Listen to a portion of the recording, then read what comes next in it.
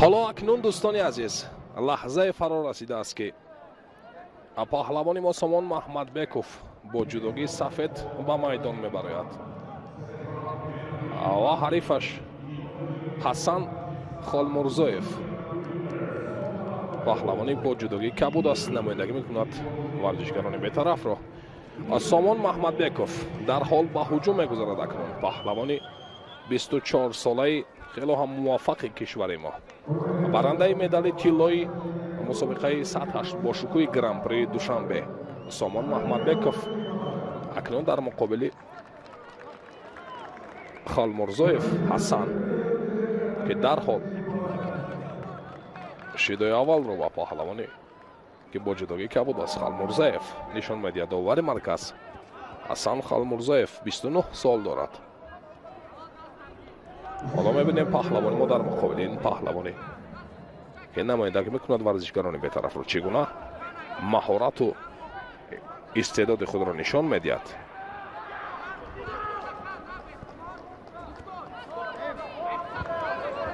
حالا از یک طرف خیلی مستحکم میگیرد سامان محمدبکوف. حسن خالمرزویف خیلی هم پهلوانی با تجربه است در مقابل پهلوانی ما. حالا خیلی قوی گوشتین میگیرد و سامان محمدبکوف نیست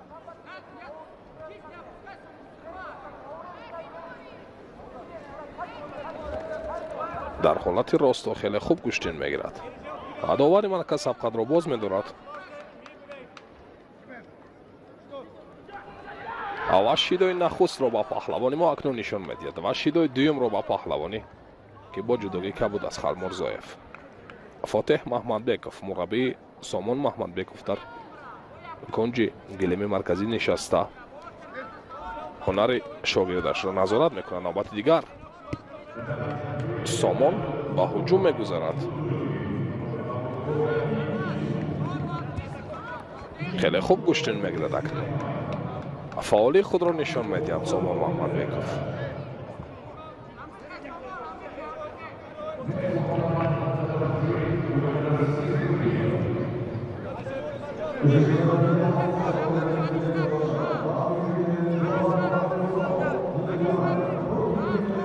در رده‌بند جهان در جای 24 ایستد 1935 امتیاز را دارا میباشد.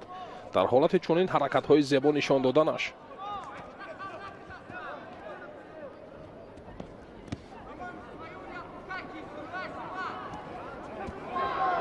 داور مرکز را مجبور می‌سازد تا اینکه شیدای سوم را نیز برای پهلوانی که با جدوگی کبود است خالمرزویف نشان می‌دهد. و حالا در حالت راست خیلی خوب گوشتین میگیرد محمدبکوف سامان از داخل پای خواست دوباره ضربه بزند. حرکت هایش خیلی خوب است، حرکت های خوب و تنها او را میباید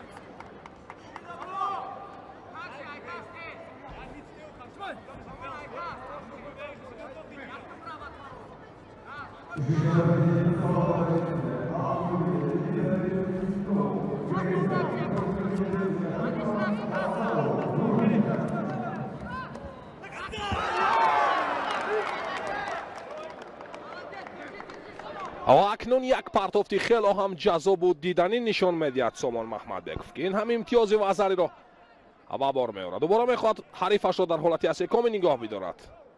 خالمرزویف حالا از زیر چنگال پهلوانی ما خود را کنار گرفتن نمیتواند. لکه سامان محمدبکوف توانست با یک پرتافتی خیلی هم جالب و دیدنی سر وقتی خود امتیاز وزری را از حریفش ستاند.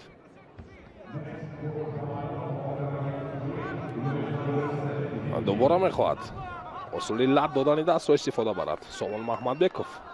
اول داور مرکز سبقت را باز می‌دارد. ولی خیلی هم یک پرتافت جالب نشان داد برای ما. 30 ثانیه دیگر باقی مانده است تا به انجام این از سبقت علاقه پهلوانی ما با یک امتیاز پیش صف است. او را میباید خیلی احتیاطکارانه گوشتین بگیرد، زیرا هر یک ثانیه نقش خود را دارد.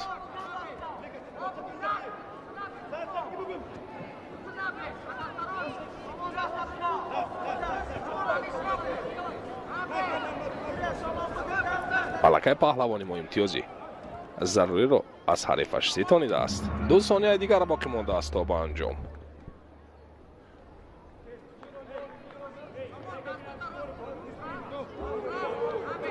шидои дуюмро низ ба паҳлавони мо нишон медиҳад, вале фикр мекунам дигар ҳеҷ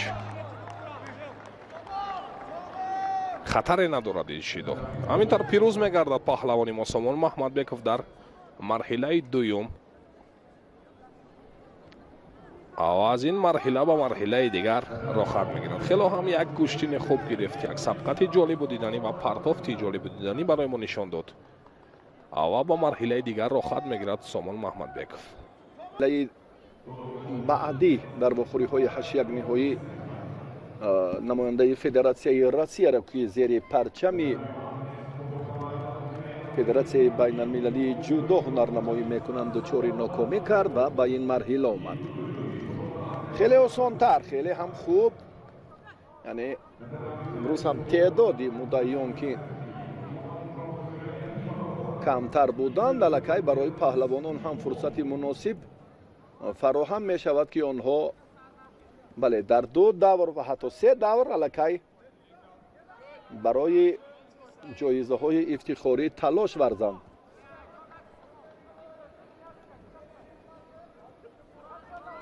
Маҳмадбеков ҷавони сафедпӯши дар майдон буда 24 сола аст. барандаи медали тиллои мусобиқоти гран-при таърихии душанбе 2023. марти соли равон ҳам дар гранд-слами шаҳри Тошканд медали биринҷиро ба даст овард. ҳамин ҷоизаро ҳам мақоми дуюмро аз қаҳрамонии Осиё ва Уқёнусия ҳам ба даст оварда буд апрели соли 2022 ва қаҳрамони ҷаҳон миёни ҷавонон дар Марокаш ин олитарин ва шоистатарин дастоварди паҳлавони мо ба ҳисоб меравад. ҳарду ҳамсоланд бо Зелим Скаев. ҳоло Сомон имконияти андаке хубтарро ҳам метавонист ки ба миён оварад. рақибаш андаке осеб дид, аммо имконияти идомаи сабқатро фикр мекунам ки дорад. дар 45 нерӯсанҷиҳои сатҳӣ, 46 нерӯсанҷиҳои сатҳӣ бошукӯҳ ҳарифаш, агар мо ҳам таваҷҷӯҳ кунем, дастоварди ҳамон октябри соли пор дар Абу-Даби барандаи медали биринҷӣ шуда буд ва то кунун дар саҳафоти варзишаш дастовард ва натиҷаҳои мақомҳои ифтихорӣ дарҷ нагардидааст.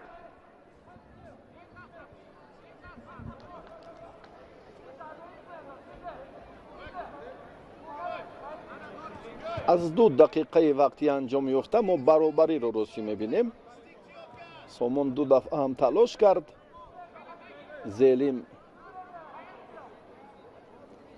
дар раванди муборизааш албатта мушкилот инҷо ҳам омодагӣ на чандон қавии ҷисмонияш аст. имрӯз акнун дар саҳифаи варзишӣ Сомон боз ҳам шумораи дигар зам мегардад. 100 рақобати дараҷаи байналмилалӣ сатҳи бошукӯҳро то ин муддат анҷом дода буд ва имрӯз қадам ба 101. аллакай пешравӣ. ин ҳам ба хотири боз мукаммал кардани мавқеаш, ба хотири дарёфти имтиёзҳои арзандаи ки барои олимпиада чун обу ҳаво зарур аст паҳлавони мо дар мақоми 24 аст бо 1935 имтиёз. ҳоло дар талоши ҳар ду варзишгар, чун гуфтем ки афзалии маллака чандон ба мушоҳида намерасад, Сомон руҷӯъ мекунад аз қисмати боло доштанро. на ин ҳолате ки буд, бале, Зелим Скаев худ бале иштибоҳ ҳам карда, довар инро ҳам мушоҳида намуд, хуб муҷозоташ кард, душидо дорад. Сомон дилпурона ба пеш меравад. дақиқаи охирин аз ҳалоки беруна ба бибинем ки хеле нимаи канори рости ҳарифро ихтиёр кардааст. Сомонро мебоист ки самти чапи ҳарифро хеле наздиктар, ба фосилаи хеле наздик ихтиёр мекард ва баъдан ҳалоки берунаро анҷом медод ё иҷро мекард, шояд ба ҳамон матлаб ва мақсади асосияш мерасид.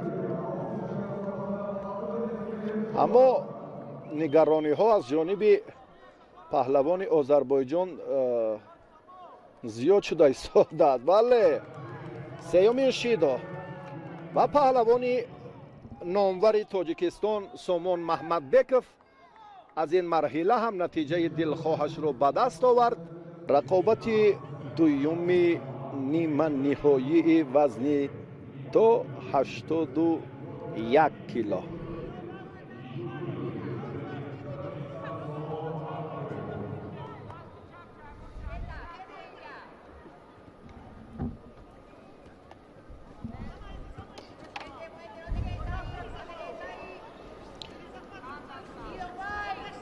Сомон ҳам аз пушти гиребони рақиб доштанаш асос дорад.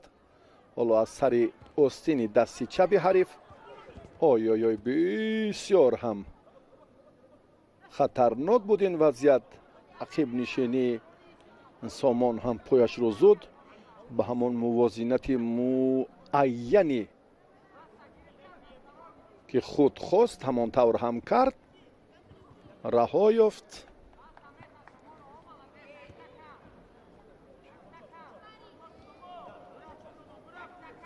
Гочилаидзе рақобати пешинаи худро бо дар муқобили Ресел хеле хуб анҷом дод. намояндаи олмонро дар назар дорам ва паҳлавони мо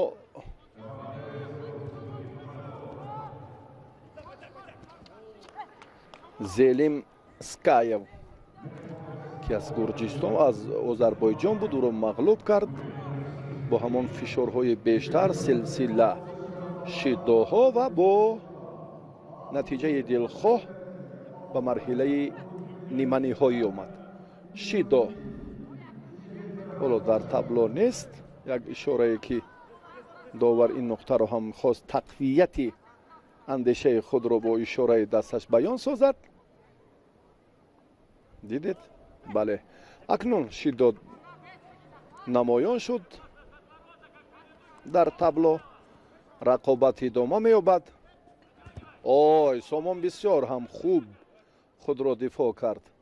ба пушт рафтидани паҳлавони сафедпӯш дар гӯшини миллӣ мо бошад ҳалол аст, аммо дар ҷудо амалӣ ин чеҳра буд.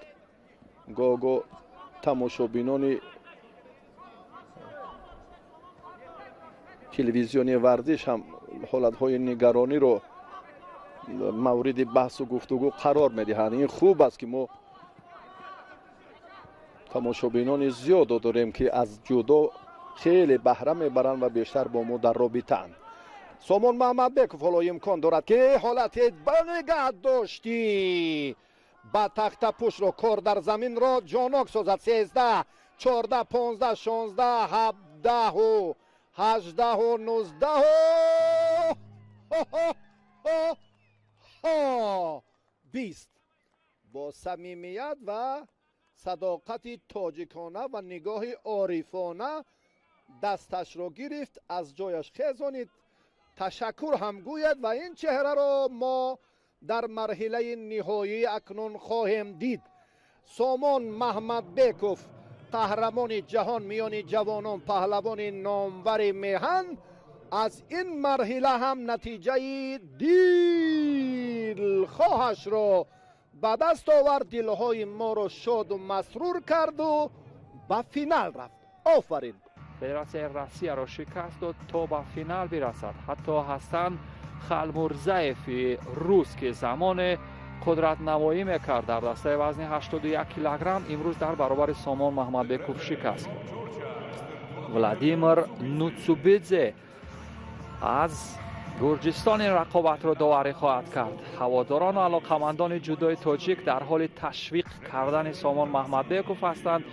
این هم شیمیت گیلرمه از برزیلیا ورزشگر 22 ساله هست که روی تصویر نزدیک مشاهده کرده.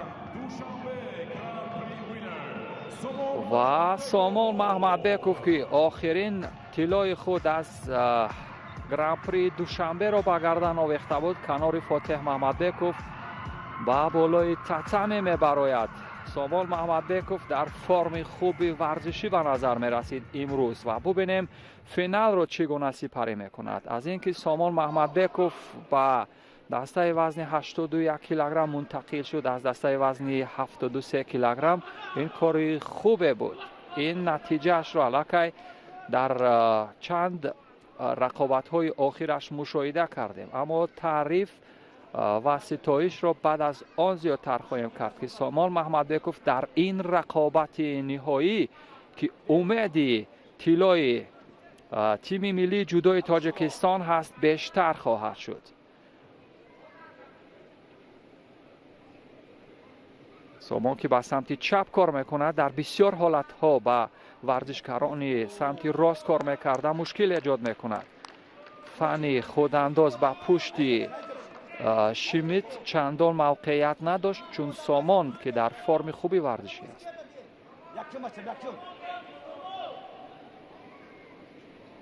فاتح هم اشاره میکند که باید اولین شده حمله کرد، یعنی ورزشکاری شماره 1 باشد در اینجا. موقعیت از سامان بسیار خوب، حالا که معمولی لب با پای چپ را مورد نظر دارد. مسافه خوب هست اکنون از داخل پای در هدف است که اجرای اصول کند، ولی سامان برتر هست. یک شیدو به شیمیت بدهند اگر این بر منفیت خواهد بود.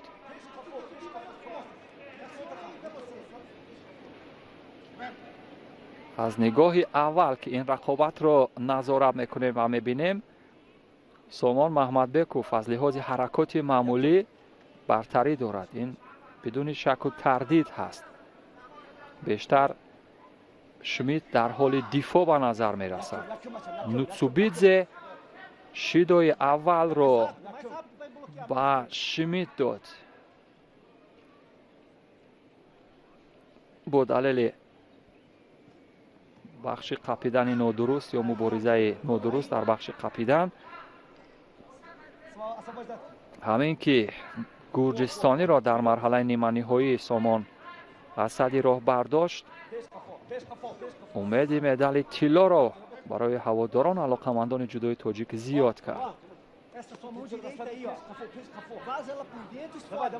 مخلصان تاجیکستانی را میبینیم که روی دست پرچم سه رنگی تاجیکستان را دارند و سامان را تشویق میکنند.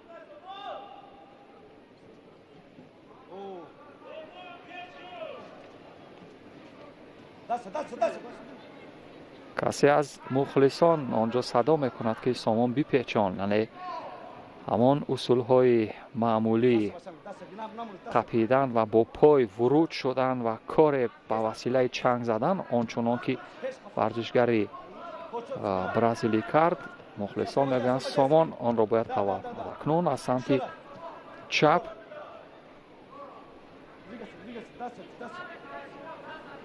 هر یک توصیه فاتح هم با گوش میرسد که قریب هر یک حرکتی سامان محمدبکوف را مشاهده دارد و نوتسوبیدزه با دلیل کمکاری به هر دو ورزشگر شیدا میدهد و اینجا به نظر می رسد که با فتح محمدبکوف هم شیدو بدهد. فتح که به صفت یک مربی دیگر خود را باز داشته نمیتواند، بسیار نگران میشد. حتی در گرانپری دوشنبه هم آوازش خسته شده بود و گلوگیر شده بود. اجرای اصول سامان محمدبکوف، موقعیت خوبی قپیدن ولی به سمت راست ورودی ورزشگر برزیلیا گولهرم شمیت.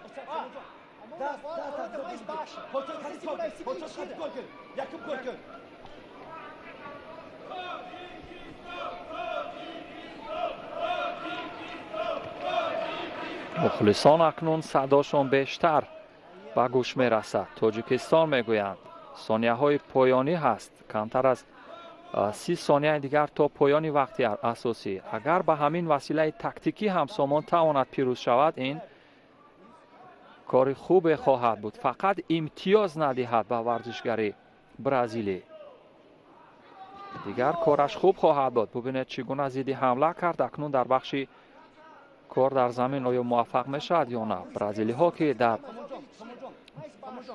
همون بخش کار در زمین در گریپلینگ از جیوجیتسو تجربه آموختن، بر آنها در به آن شیوه مبارزه پیروز شدن کار مشکلی است. اکنون کار به گلدن سکا می رود، جایی که یک پیروزی دیگر می تواند تقدیر مدال طلا را روشن کند.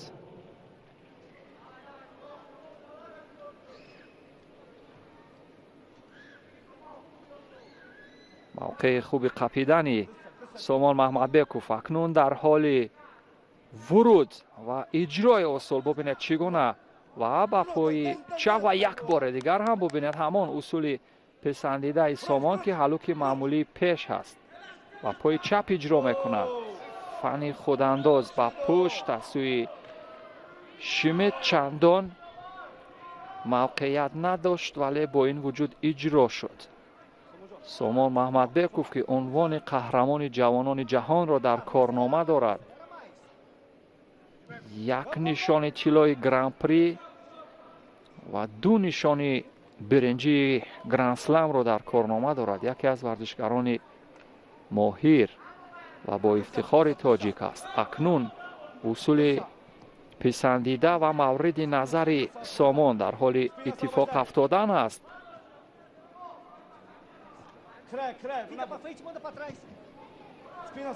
قسمت کنار که نظر می رسد فتح توصیه می دهد باید توجه کرد.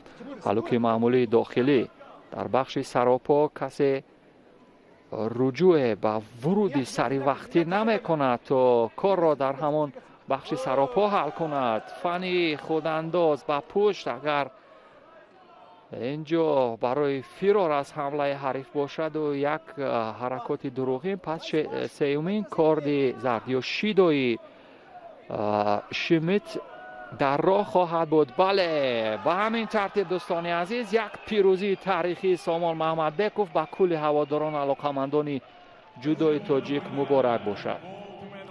آخرین حرکاتی که آنچنان گفتم شاید فرشتک یا حرکات دروغین باشد از سوی حریفی سامان محمدبکوف، به همین ترتیب سامان محمدبکوف با حرکات تکتیکی جذاب و سریع خود در رقابت‌های گرند اسلمی قزاقستان باریسی در شهر آستانه یک مدال تاریخی به دست آورد. این در بخش ورزشگران میانه وزن برای تیم ملی جودوی تاجیکستان اولین مدال طلا است که اتفاق میافتد و سرود تاجیکی، سرود قسم در حال طنین انداز است در این مجمع باشکوه. در بخش سبک وزن و میانه وزن ها مدال طلا نداشتیم تا این مدت، ولی مدال طلا اکنون اتفاق افتاد. دوستان عزیز، مبارک کل مردم شریف تاجیک باشد و این هم با وسیله هنر و استعداد یک تاجیکستانی واقعا با ننگ و ناموس، دلیر و شجاع سامان محمدبکوف بود که اتفاق افتاد.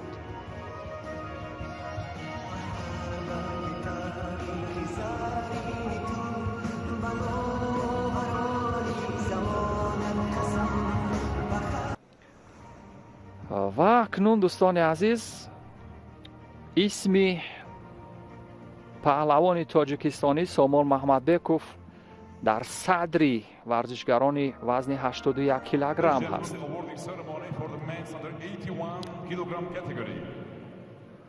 و سامان محمدبکوف مدال طلای خود را از دست این چهره محمد مریده،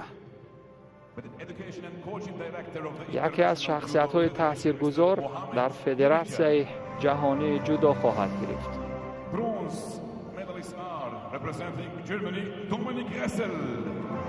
مدال برنجی اول به ورزشگر آلمان دومینیک رسل تقدیم می شود و مدال دوم را باشد خوسه ماریا مندیول از اسپانیا می گیرد.